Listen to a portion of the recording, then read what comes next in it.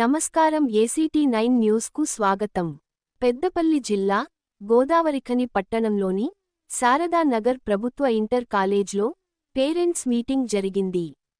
ఈ సమావేశంలో విద్యార్థుల చదువు, క్రమశిక్షణ, భవిష్యత్ లక్ష్యాలపై చర్చించారు.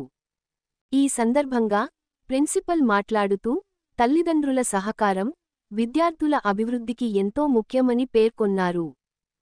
FRS యాప్ వినియోగం వల్ల కలిగే లాభాలను కూడా వివరించారు. ఈ యాప్ ద్వారా విద్యార్థుల హాజరు వివరాలు తక్షణమే తల్లిదండ్రులకు చేరుతాయని, దీంతో విద్యార్థుల హాజరుపై తల్లిదండ్రులకు స్పష్టమైన అవగాహన వస్తుందని తెలిపారు. అలాగే విద్యార్థుల భద్రత, పాఠశాల నిర్వహణలో పారదర్శకత పెరుగుతుందని వివరించారు. పేరెంట్స్ కూడా ఈ యాప్ ఉపయోగం పట్ల ఆనందం వ్యక్తం చేశారు. విద్యార్థుల శ్రేయస్సు కోసం ఇటువంటి టెక్నాలజీ ప్రయోజనకరమని పేర్కొన్నారు. ముగింపులో తల్లిదండ్రుల సూచనలు, అభిప్రాయాలను సేకరించారు. మన ప్రభుత్వం తలపెట్టినటువంటి అనేక విద్యారంగంలో సమూలమైన మార్పులు తేవడానికి తెలంగాణ ప్రభుత్వం కృషి చేస్తుంది మన ముఖ్యమంత్రి గారి ఆధ్వర్యంలో. సో ఆ కార్యక్రమాల యొక్క ప్రగతిని సమీక్షించడానికి ప్రతి జిల్లాకు ఒక స్పెషల్ ఆఫీసర్ని నియమించారు. ఆ సందర్భంగా అనేక కార్యక్రమాలను సమీక్షించడానికి మేము వస్తూ మా కల్పన మేడం ఇక్కడ DIO గారి ఆధ్వర్యంలో అనేక పనులు మేము నిర్వహిస్తున్నాము. ఈరోజు ఏంటంటే మాకు FRS వచ్చిన తర్వాత, ఫేషియల్ రికగ్నిషన్ సిస్టమ్ వచ్చిన తర్వాత జస్ట్ ఫేస్ చూసి వాళ్ళ హాజరు శాతాన్ని మేము నమోదు చేసుకుంటున్నాము. మా అడ్మిషన్స్లలో 100 మంది పిల్లలు ఉంటే ఆ 100 మంది పిల్లలు కనీసం ఒక్కరోజు కూడా రాకపోయేవాళ్ళు ఇంతకుముందు కాదు. ఇప్పుడు మేము ఏం చేస్తున్నామంటే ఆ 100% మాకు ఎవరైతే అడ్మిషన్ అయ్యారో వాళ్ళందరినీ రిజిస్ట్రేషన్ చేసుకోవడానికి ప్రయత్నిస్తున్నాము.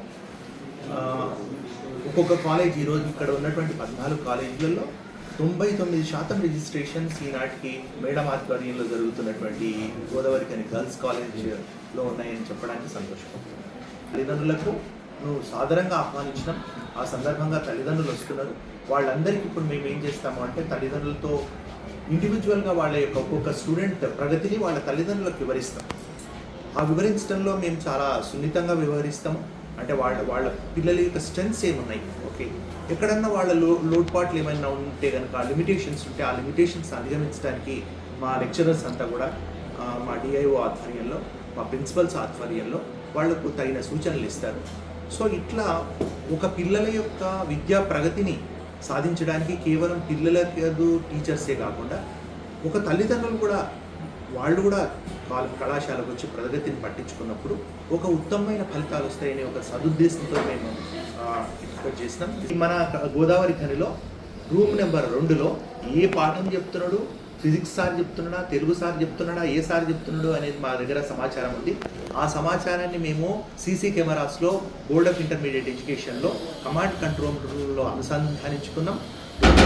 రూమ్లో ఏం జరుగుతుంది, ఆ సార్ పాఠం చెప్తున్నాడా లేదా, పిల్లల పరిస్థితి ఎట్లుందని మేము చూస్తున్నాము.